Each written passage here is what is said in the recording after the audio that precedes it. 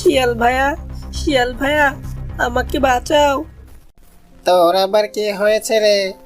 এমন ভাবে দৌড়াতে দৌড়াতে আসছিস যে? আরে ভাইয়া, দৌড়াচ্ছি কি আর সাধে, বড্ড বিপদে পড়েছি গো ভাইয়া। একটা কিছু উপায় করে দাও না, আমার মাথায় যে কিছুই কাজ করছে না। আরে হেয়ালি থামিয়ে সমস্যাটা কি সেটা আগে বলবি তো, না হলে বুঝবো কিভাবে?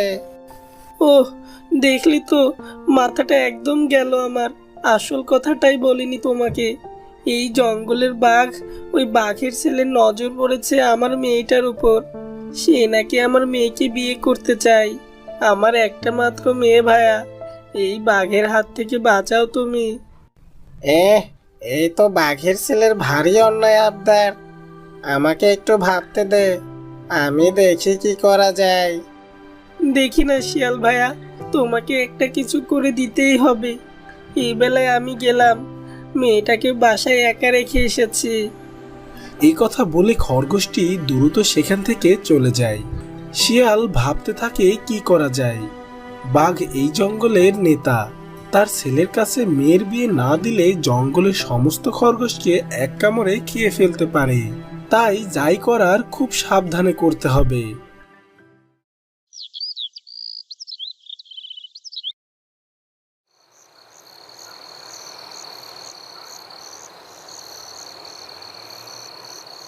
সেদিন রাতে শিয়ালটি খরগোশের বাড়ি যায়। খরগোশের বাড়ির সামনে গিয়ে খরগোশকে ডাকতে থাকে। ও খরগোশ ভাই, বাড়ি আছো? শিয়াল ভাইয়া যে, কোনো কি উপায় পেলে শিয়াল ভাই? উপায় তো একটা পেয়েছে, তোমায় কি করতে হবে বলছি শোনো। এই বলে শিয়ালটি খরগোশের কানে কানে কি যেন বলে। তারপর যাওয়ার সময় বলে যায়, যা বলেছি মনে থাকে যেন খরগোশ ভাই। আমি কাল সকালে তোমার মেয়ের জন্য বাঘের ছেলের বিয়ের প্রস্তাব নিয়ে আসবো। হ্যাঁ হ্যাঁ, খুব মনে থাকবে শিয়াল ভাইয়া। এরপর শিয়াল খরগোশের বাড়ি থেকে বেরিয়ে বাঘের বাড়িতে যাওয়ার উদ্দেশ্যে রওনা দেয়। বাঘের গুহার সামনে দাঁড়িয়ে শিয়াল বাঘকে ডাকতে থাকে। ও ভাইয়া, বাঘ ভাইয়া, বাড়িতে আছো? আরে শিয়াল ভাইয়া, এই রাতে আমার কাছে হঠাৎ কি মনে করে এলে? এলাম যখন কারণ তো নিশ্চয় আছে। আগে বসতে তো বলো, তোমার সাথে অনেক কথা আছে। আরে হ্যাঁ হ্যাঁ, বসো না, বলো কি বলবে, বলো। শুনেছি তোমার নাকি ছেলের বিয়ে দিচ্ছ, তা আমাকে দেখি জানালেই না। ভাগ্নের বিয়ে, আর মামা কিছুই জানে না। ছেলের বিয়ে আর হলো কই ভাইয়া? আমার ছেলে এক খরগোশের মেয়েকে বিয়ে করতে চাইছে, কিন্তু ওই খরগোশ বলছে সে নাকি মেয়ে বিয়ে দেবে না। তোমার ছেলে বাঘ হয়ে বিয়ে করবে খরগোশের মেয়েকে? বাঘ সমাজে তোমার সম্মান থাকবে তাতে? ওইসব সম্মান নিয়ে আমি মাথা ঘামাই না ভাইয়া। আমার ছেলে যখন পছন্দ করেছে, তখন ওই খরগোশের মেয়ের সাথেই আমার ছেলের বিয়ে দেব, দেখি কে আটকায়। তা বেশ, কিন্তু ওই মামাকেও একবার ভাগ্নের বউটাকে দেখাও। কালকে চলো, তোমাকে নিয়ে মেয়ে দেখিয়ে আনবো। বেশ, তাহলে সকালেই চলো, মেয়েও দেখে আসবো, আর বিয়ের প্রস্তাবও দিয়ে আসবো। শিয়ালের কথা শুনে বাঘ অনেক খুশি হয়।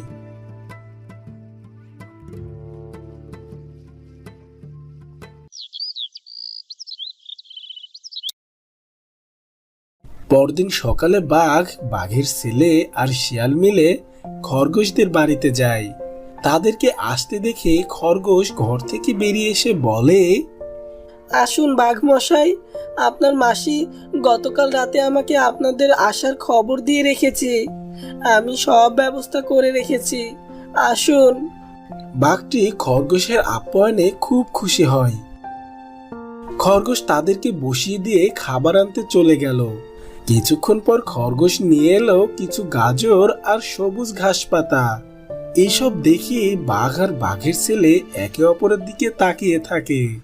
শিয়াল রেগে গিয়ে বলে, একে ভাইয়া, তোমার ছেলের শ্বশুর বাড়িতে এসে শেষ পর্যন্ত এসব ঘাস পাতা খেতে হবে? তোমার এত বড় সাহস, তুমি আমাদেরকে এসব ঘাস পাতা খেতে দিচ্ছ? কি করব বাঘ মশাই বলুন, আমরা যে শিকার করতে জানি না, মাংস কোথায় পাবো? শেষ পর্যন্ত এই জায়গায় আত্মীয়তা করে এলে বাঘ ভাইয়া, সে যাকে এসেই যখন পড়েছে তখন মেয়েও না হয় দেখে যায়। কই তোমাদের মেয়েকে দেখাও, দেখি কেমন মেয়ে আমার ভাগ্নের বউ হবে আর কেমন তার গুণ। আপনারা একটু বসুন, আমি এক্ষুনি মেয়েকে আনছি। কিছুক্ষণ পর খরগোশ তার মেয়েকে নিয়ে ঘরে ঢোকে। কিন্তু এ কি, কোথায় সেই সাদা ধবধবে খরগোশ? এই মেয়ে খরগোশটা তো কুচকুচে কালো। খরগোশের কালো মেয়েকে দেখে বাঘের ছেলে লাফিয়ে উঠে বলে, এই মেয়ে কিছুতেই তোমার মেয়ে হতে পারে না। আমি তোমার মেয়েকে দেখেছি, তার সারা শরীর অন্য খরগোশদের থেকেও বেশি ধবধবে সাদা। তার বড় বড় কান, সুন্দর করে ফুলের দুল লাগায়, সে কি সুন্দর করে হাসে, চোখ দুটো খুব সুন্দর। কিন্তু এই মেয়ে তো কুচকুচে কালো। আমার তো একটাই মেয়ে বাবা, আর এই হচ্ছে আমার সেই একমাত্র মেয়ে। কিছুতেই না, আমি তোমার মেয়ের গলা পর্যন্ত ভালোভাবে চিনি। তাহলে তো আমার গলা শুনে আমাকে চিনতে পারার কথা, চিনতে পেরেছেন কি? খরগোশের মেয়ের কথা শুনে বাঘের ছেলে অবাক হয়ে যায়। সে বলে, আরে এই তো সেই মেয়ে, কিন্তু তোমার এই অবস্থা কি করে হলো?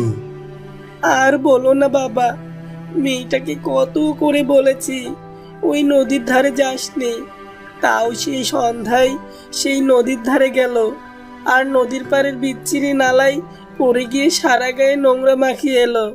পরে রাতে দেখি সারা শরীর আস্তে আস্তে কুচকুচে কালো হয়ে গেছে। কত বদ্যি কবিরাজ দেখালাম, কোনো কাজ হলো না। আমার সুন্দর মেয়েটার কি যে হাল হলো। তাহলে বাপু এই মেয়েকে আমার ভাগ্নে বউ করবে না। চল রে ভাগ্নে, তোর জন্যই মামা নিজে মেয়ে খুঁজে এনে দেবে। দোহাই আপনাদের, আপনারা যাবেন না। আমার মেয়ে দেখতে খুব সুন্দর ছিল, আপনাদের ছেলেও সেটা নিজে চোখে দেখেছে।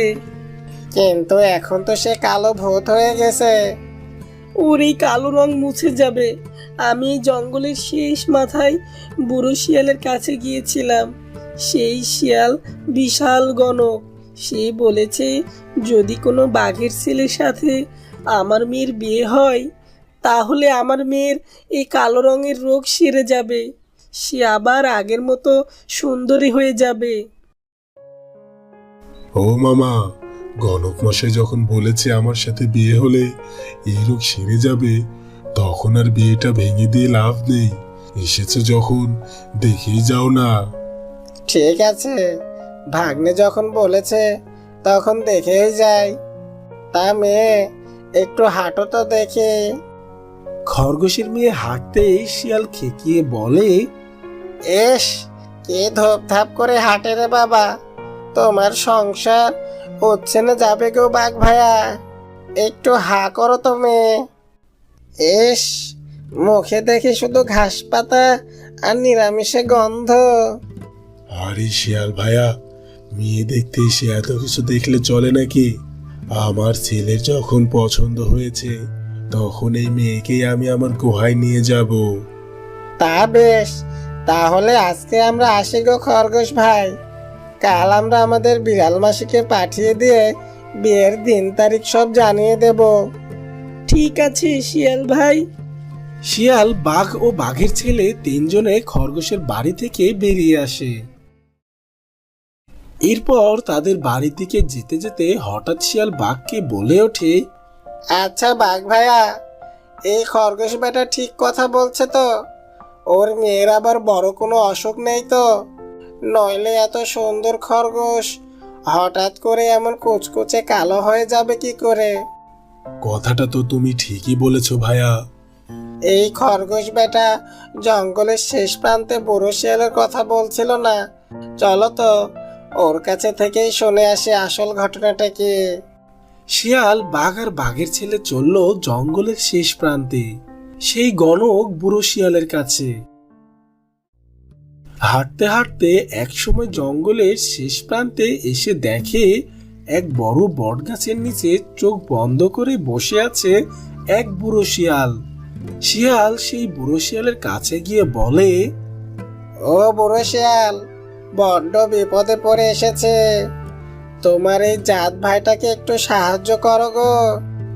বল, কি বিপদ?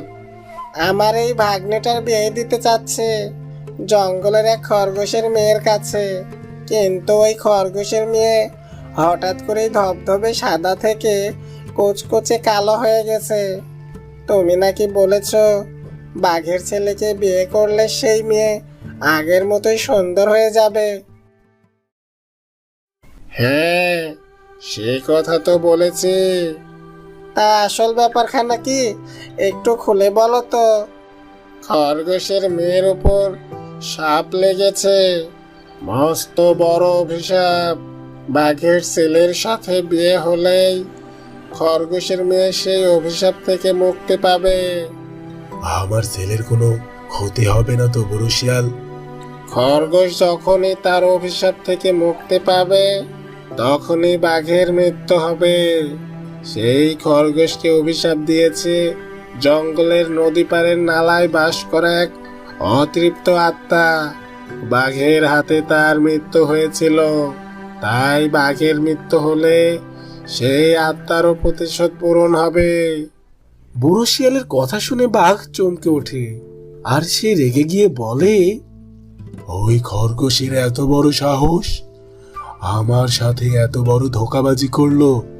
ওই খরগোশকে আমি কিছুতেই ছাড়বো না। সাবধান, ওই ভুল কিছুতেই করতে যাস না তোরা। তোর ছেলেকে যদি বাঁচাতে চাস তাহলে আজকে তাকে অন্য কারোর সাথে বিয়ে দিয়ে দে। ঠিক আছে, আমি আজই আমার মাসির মেয়ের সাথে আমার ছেলের বিয়ে দেব। এই কথা বলে বাঘ তার ছেলেকে নিয়ে তাড়াতাড়ি সেখান থেকে চলে যায়, আর শিয়াল সেখানেই দাঁড়িয়ে থাকে। বাঘ চলে যেতেই বুড়ো শিয়াল মুখ থেকে সাদা দাড়ি গোঁফ খুলে ফেলে। দুই শিয়াল মিলে বাঘকে ভীষণভাবে জব্দ করতে পেরে জোরে জোরে হাসতে থাকে। সেদিন রাতে বাঘ তার ছেলেকে এক বিড়ালের সাথে বিয়ে দিয়ে দেয়। আর এইদিকে এই খবর খরগোশটি শুনে অনেক খুশি হয় আর বলে, যাক, অবশেষে আমার মেয়েটা তো এই বাঘের হাত থেকে বাঁচলো। এরপর খরগোশটি লাফাতে লাফাতে শিয়ালের কাছে যায় শিয়ালকে কৃতজ্ঞতা জানাতে। শিয়াল ভাইয়া, তোমার ঋণ আমি কোনোদিনও ভুলবো না। তোমার বুদ্ধিতেই আমি সেদিন সেই জঙ্গলের পাশের গ্রামে গিয়ে চুরি করে এক কৌটা আলকাচা নিয়ে এসে মেয়ের সারা শরীরে মাখিয়ে দিয়েছিলাম। এখন মেয়েটার শরীর থেকে আগামী 7 দিন ঘষে ঘষে সেই আলকাচার কালো রং তুলতে হবে, কিন্তু তাতে কোনো দুঃখ নেই আমার। মেয়েটা যে বাঁচলো সেই অনেক। শিয়ালের বুদ্ধি বলে কথা, বাঘকে তো জব্দ হতেই হবে। তো বন্ধুরা, গল্পটি তোমাদের ভালো লাগলে ভিডিওটিতে একটি লাইক দিয়ে দিও, আর এমনই সব নিত্য নতুন গল্প সবার আগে পেতে চ্যানেলটি এখনই সাবস্ক্রাইব করে পাশে থাকা বেল আইকনটি বাজিয়ে রাখো। দেখা হবে আবারও পরবর্তী নতুন কোনো গল্পে। ধন্যবাদ।